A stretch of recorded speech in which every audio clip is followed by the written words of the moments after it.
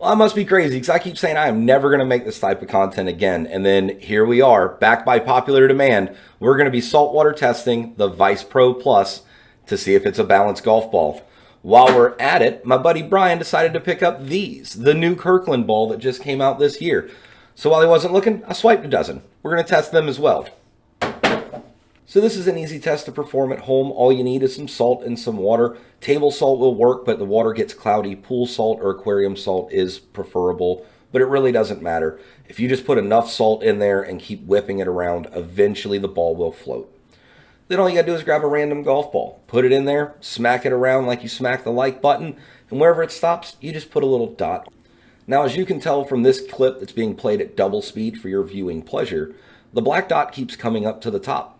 And I keep spinning it. I'm trying to spin it in different directions. I try to bounce it off the bottom of the bowl. I try to bounce it off the side of the bowl. Things that make it to where I'm not in control of spinning the ball. I try to just bang it around as much as I can. And unfortunately, the black dot just keeps coming to the top. Spin after spin after spin. So what that tells me is this golf ball has a light side and a heavy side. The heavy side keeps wanting to sink to the bottom, and the light side keeps coming up to the top. So this ball is an example of what we want to see happen. It's the exact same test. You put a ball in there, you slap it around the way you should slap the subscribe button, and eventually it'll come to a stop. I put a dot on it, and then I just go back to spinning it. What ends up happening with this one, though, is we don't see the black dot nearly as much. Yes, of course, it does show up sometimes. The laws of random mean that anything can happen, but since it's not consistent, it's not predictable, and it's not over and over, this is obviously going to be a much more balanced golf ball. All right, so this video right here is going to be all 24 balls being tested. I want you to know I test them all. It's not just guesswork. It's all right there if you want to slow the video down or download it or whatever. I want to address a lot of the, let's say, frequently asked questions that I get on these type of videos. And that's that, well, so-and-so plays this ball and so-and-so plays that ball and they won this tournament and they don't do this testing. Well, first off, we don't know they play that ball. I mean, they say they play that ball, right? They say it, sure. But they're paid to say it. And you can't believe anybody that's paid to say stuff because they'll just say whatever brings in the paycheck, right? And most certainly they're not playing the same golf ball that me and you would buy off the shelf at the local PGA store. They're probably getting them off the tour truck, like the Left Dot Left Dash Pro V1 that is tour issue only, or at least it was for a very long time, and now sometimes you can find it for sale. I don't know, but whatever. It's a tour issue only ball, and as far as I know, Brooks Koepka, Bryson DeChambeau, all these guys that people like to mention down in the comments, for all I know, they're getting tour issued balls off the truck that are their own thing, and we don't even know what they are or have access to them. This is Bryson DeChambeau's coach doing the exact same test. He's using lead tape as well to determine how off balance it is so that he can determine whether or not it's playable for Bryson. But what's interesting is that he also says this. Now we've seen a ball at 50 milligrams off center, 90 degrees on a 20-foot putt, literally go 20 inches off. Sorry for the weird edit music there. I'm just trying not to get copyright claim for the music in their video. But I do want to point out that the entire video, as well as every video and article that I mentioned in this video, are all linked down below. Please go check them out. But just to weigh in on what he said real quick, 20 inches offline over 20 feet can be quite a bit. And when you're a bad golfer like me, and you've got 20, 30-foot putts all the time, and you're going to be offline by an inch per foot, depending on the orientation of the ball, that can be a lot, and it can really, really add up at the end of a scorecard as well. There's also this Golf Digest article that says, it's not too crazy of a theory. Back in the day, Ben Hogan would float his golf balls in salt water to ensure they were balanced. Of course, the manufacturing process of golf balls improved twofold in the days since Hogan. Still, DeChambeau insists on the precision. It appears he tried to convince his playing partner at the QBE shootout this week, Kevin Na, to get on board. There's also this My Golf Spy article that says you might not know this, but all golf balls are not balanced properly on the inside. Many golf balls have a center of gravity that is imperfect, and any imperfection in the center of gravity can cause balls to go off of line. These imperfections can cause not only your putts to go offline, but your drives as well. Recent testing done by Roger Maltby and other designers has shown that While using the putter robots, they would get inconsistent results with dead center strokes of the putt. Maltby knew something had to be wrong, so he looked into what was causing the results and found out it was actually the ball and not the putter. The video of Roger Maltby is linked in the bottom of that article, and as I said before, the article is linked down below. Please go check it out. Now, there's a lot of guys out there that like to say things like, I'm not good enough to notice the difference in a golf ball, or they're not good enough to notice the difference in a golf ball, and you suck at golf, it's not the ball, blah, blah, blah. Which is hard to argue, because I do suck at golf. But, when it comes to the question of whether or not it matters, My Golf Spy addresses that pretty clearly.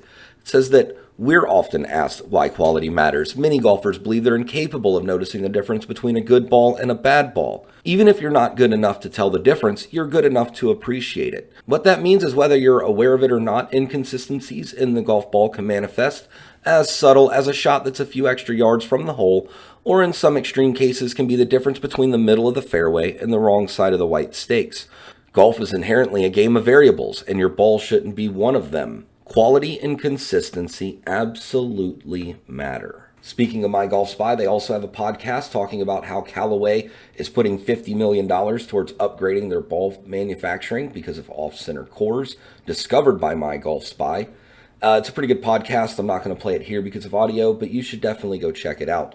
What I will talk about is an article from Today's Golfer where they sat down and talked to some of the executives at Callaway. So the question about shifting cores was brought up, and they said when there's a shifting core, during the impact you get a different rate of compression between the left and right side of the golf ball. Keep in mind, from a design perspective, we didn't intend for there to be any shift. So what happens is you have a greater rate of compression on the left side of a golf ball.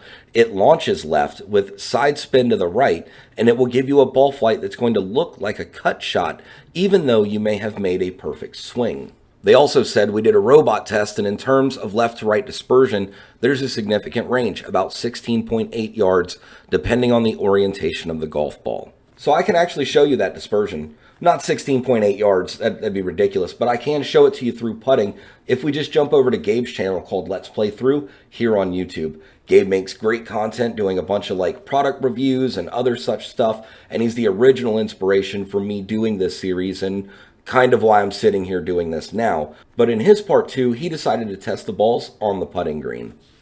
This seems pretty simple. Ball on a stimp meter, rolls straight ahead, falls in the cup, no big deal. Turn the ball to the side, and what happens? You miss. The exact same golf ball. 2 putts, 1 in, 1 out.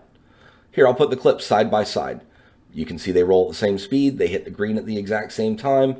1 goes in, 1 goes out. That's the exact same golf ball, down the exact same line, twice. Totally different results. Now, I definitely encourage you to go watch Gabe's video because he tests it not just from uphill, but from downhill with fast putts, slow putts, long putts. He puts a bunch of effort into it, and it's definitely worth a watch. So I think that just about covers it. This is not a new thing that I made up. It's not something I'm doing on my own. There are tour pros that do it. There are people all across YouTube that do it. My Golf Spy has heavily invested into the balance of golf balls. Callaway has put $50 million to correct imbalanced golf balls. So this is definitely an issue that's out there that people should look into. Now, I'm not saying that I don't just go to the store, grab a box of Pro V1s, throw them in the bag, and I go play them. Because that's exactly what I do. I'm not doing this all the time. But if I'm going to go play the member guest, I am definitely going to do this. If we're going to play in a tournament, I am going to balance my golf balls. If you want to play $20 skins, I'm going to balance my golf balls the night before. I'm not going to leave it up to chance when there's money on the line. I always get asked if the ball remains balanced after being hit. It's actually a pretty frequently asked question. So let's grab one of these Vice balls, let's take it out back and give it a couple of whacks.